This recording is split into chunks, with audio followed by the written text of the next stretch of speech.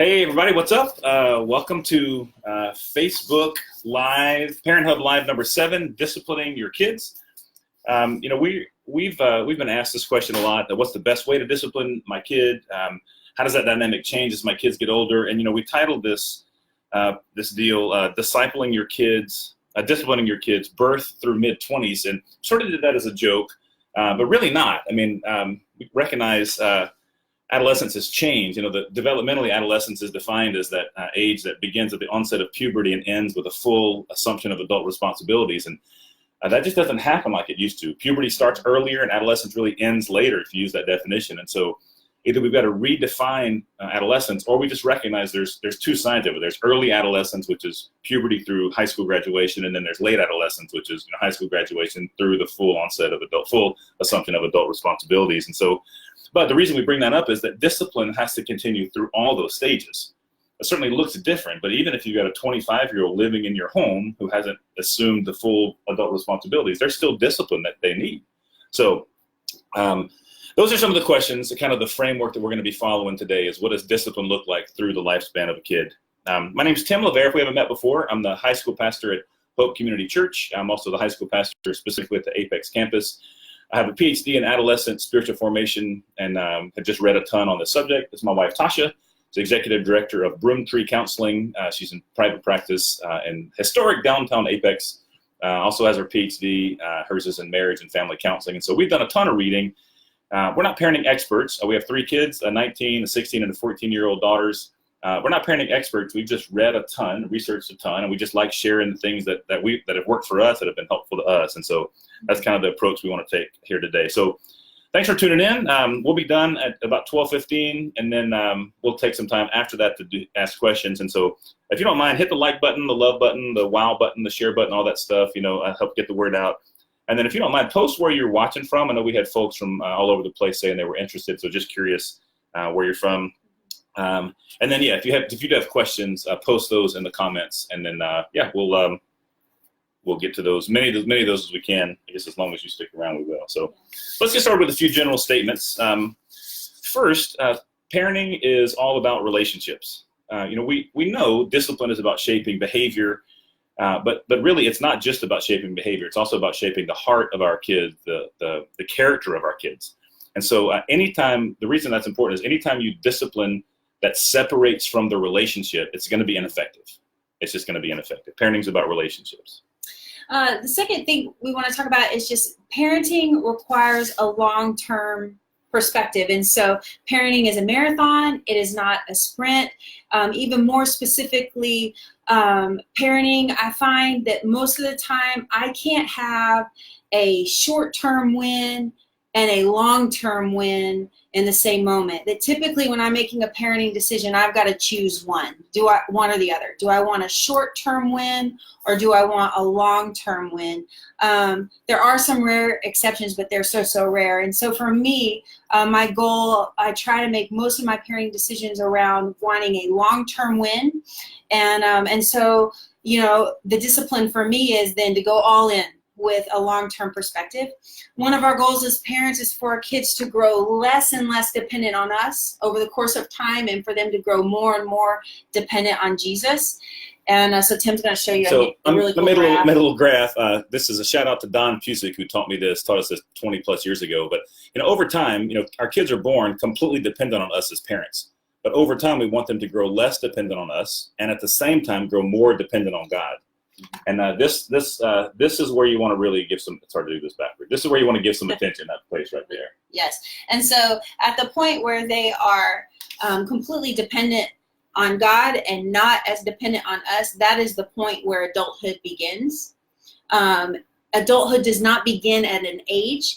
Adulthood begins at that point where we are no longer their resource for finances, for housing, primary resource. And so when adulthood begins, that is also when we are still their parents, but I think we get to be their friends at that point too. Yeah.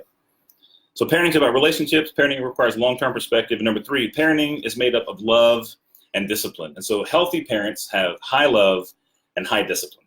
And that's the goal, that's the ideal, that's the model, that's likely to yield the healthiest student. If you have high love and low discipline, that's a permissive parenting style.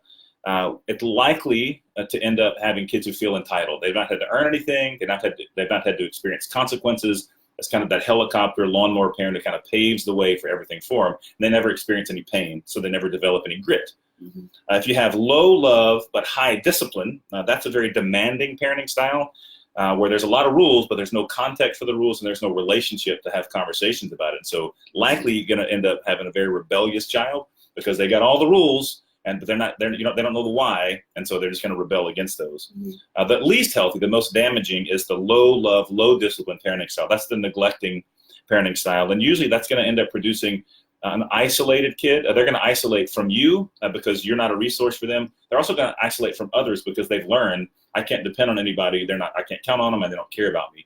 And so lots of long-term issues. And so the best model is high love, high discipline. That's the healthiest style of parenting, and it likely to produce the healthiest kid. So the question then is, how do you communicate love to your kid? And then how do you most effectively discipline? And so we know kids are different. And so what one of our kids receives love in one way, another kid, it may not speak their language. And so we love the 5 Love Languages for Kids book. It's helped us understand ourselves and understand our kids.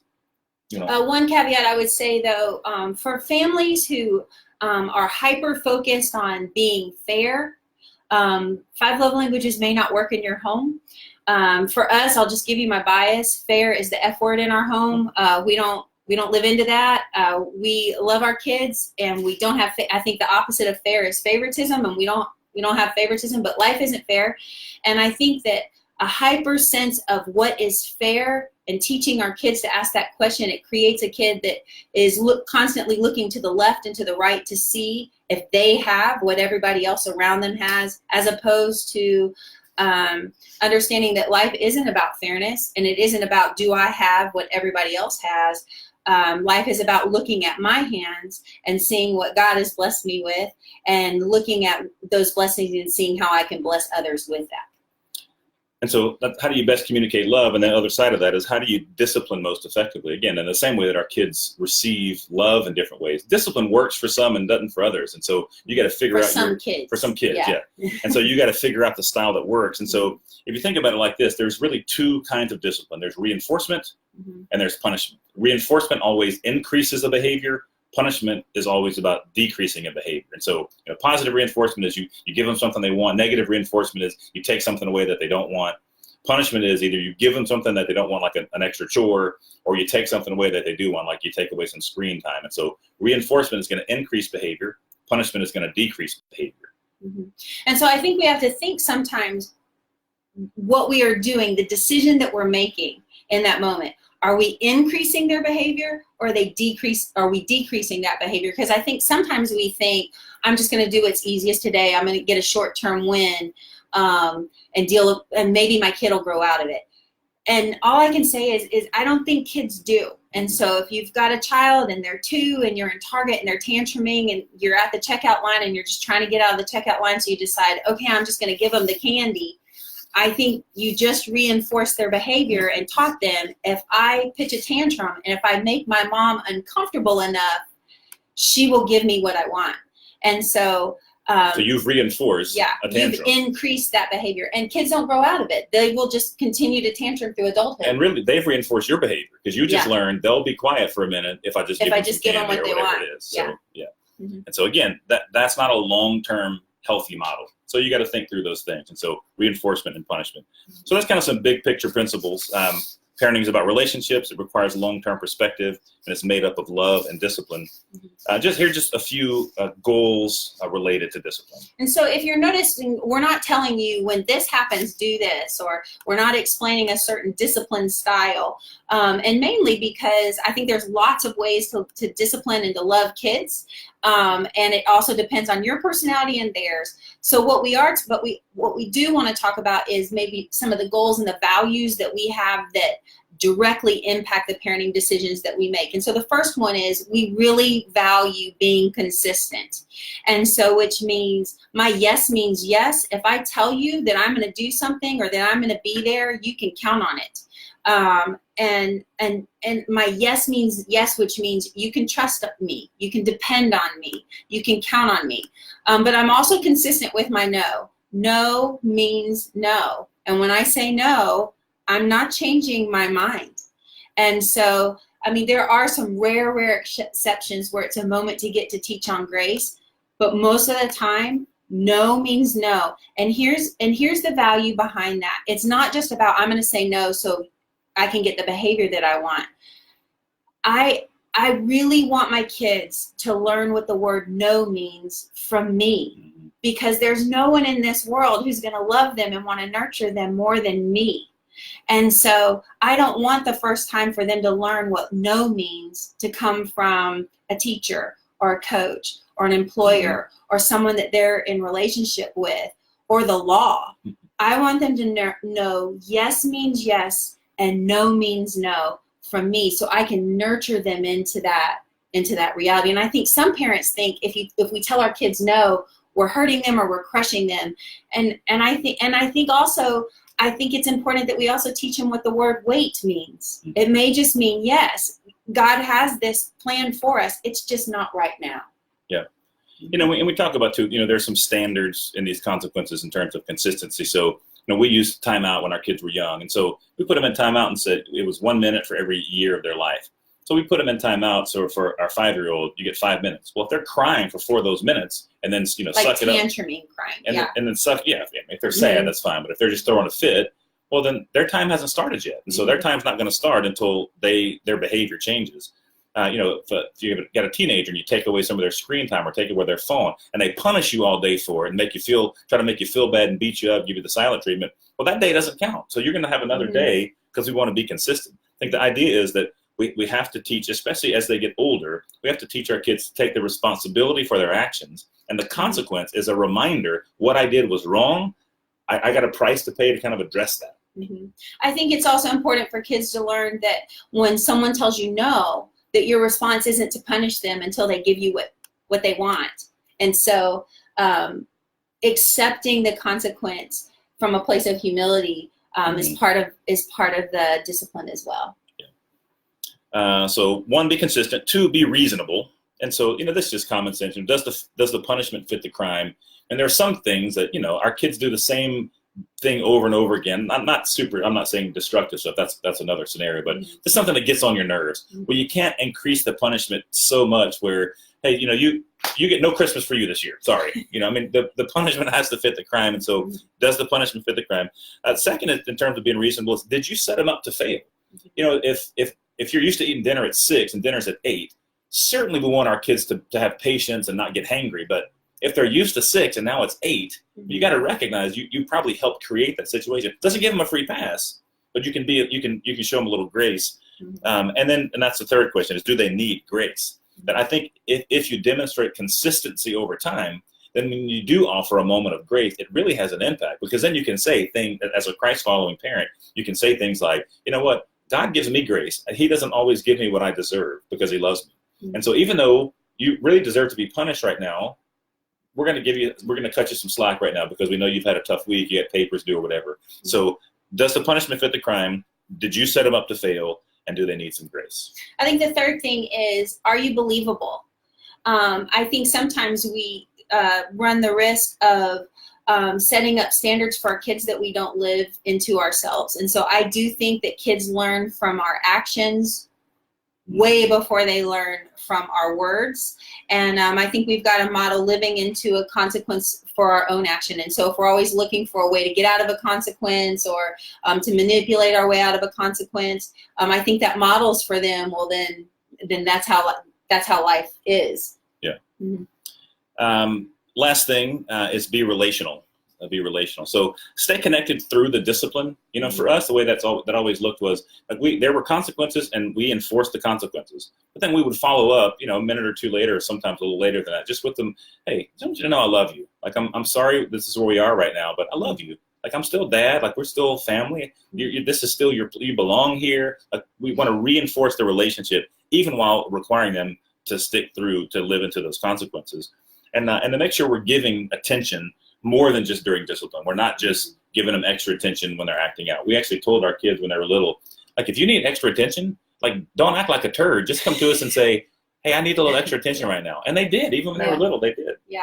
I think sometimes too, I think parents, something will happen at 8 a.m.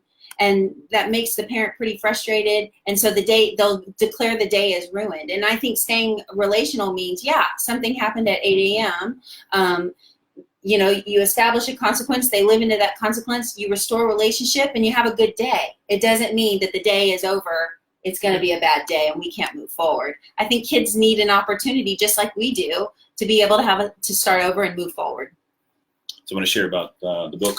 Yeah, and so people always ask me about parenting books. I don't know, I've read a bunch, and you know, parenting is such a personal, you know, and so there's not one parenting book with the most general terms that I would agree with all of them, but I will say there is one that I think is unique, and I think it speaks to modern parenting, and so it's called Trophy Child, and it's saving parents from performance, preparing children for something greater than themselves. And I do think that this speaks to the nuances of just the performance-based, child-centered homes that modern parenting kind of runs the risk of leaning into. And so I really like this author, and so this would be the one I'd recommend. All right, so just a summary statement, trying to wrap all this up, and then we'll take some questions. Here's our summary. It is a relational gift to make our kids live into the consequences of their actions. It's a relational gift to make them live into the consequences of their actions. We're setting them up for short-term success and long-term success, because they learn, when I do this, this happens, and this hurts people. And so we do that in the context of our home, because as Sasha said earlier, no one will nurture them more than us through their consequences. We see it as a gift, not because we want them to have the right behavior and to toe the line. I mean, sure, but I want them to be able to have healthy relationships, and I want employers and spouses and, you know, community leaders and whatever to love my kids. And it's hard to love someone who doesn't live in, who doesn't consider other people around them, you know, and who is the center of their own world. All right, so we'll get to your question in just a second. Just a couple things I want to share. First, this presentation was brought to you by ParentHub.net, the family ministry of Hope Community Church in Raleigh, North Carolina. Visit ParentHub.net for lots of additional resources. And then we'd also love to hear from you on future topics for Facebook Live events like this. Just a couple promo things a couple announcements for Families of Hope. One, this is promotion weekend this weekend, so your kids are moving up into a new grade or class or whatever. So if you're not sure, got questions about that, if you go back and watch Facebook Live number 5, it is all about promotion, or you can ask the friendly folks at our Next Steps area who will help you out. High school ministry, that's my job, so I just want to give you a little extra plug about that. We meet between services at all campuses, and so the early, you know, first and second services at all campuses, we meet between those. At Raleigh, we meet in the lobby, first floor, and Morrisville and Apex, we meet in the student ministry space. And if you're a high school student or a family, game night is tonight at the Apex campus, 7 to 9. Great event to connect, and especially if you have a rising freshman, this is a promotion event for them. So if you're the parent of a rising freshman, we have a little something for you too, so come hang out with us at 8. Middle school ministry, Best of the Best is coming up July 19th and 20th for rising 6th graders and their families. You can get more info and register at gethope.net/MSM. College students, summer nights is tonight at the Raleigh campus, 7 to 9. And then marriage ministry, whether you rate your marriage a 2 or a 10 out of 10, Re-Engage is a great class for you. Registration is open now. 150 people have already signed up. It fills up every year. Every semester it fills up. So gethope.net/reengage to register. I do think one of the best gifts that we can give our kids, aside from Jesus, is us having a healthy marriage. And so it just helps family feel more stable and, more secure. All right, I'm going to look see if there's any questions. We were so good. No one has any questions. That is fantastic. That's so cool. All right. If you wrote a question and I don't see it, I'm sorry. It shows some comments, but no questions. I'm going to give it one more minute, and then we're going to sign off. Let's see. Comments. Either we answered everything, or they're dumb. Yeah. Why would I ask them a question? They're idiots. They're crazy. All right. Okay. Well, if you have other questions, post that in the comments, and we'll just reply to them directly. Thanks for tuning in. We'll see you next time.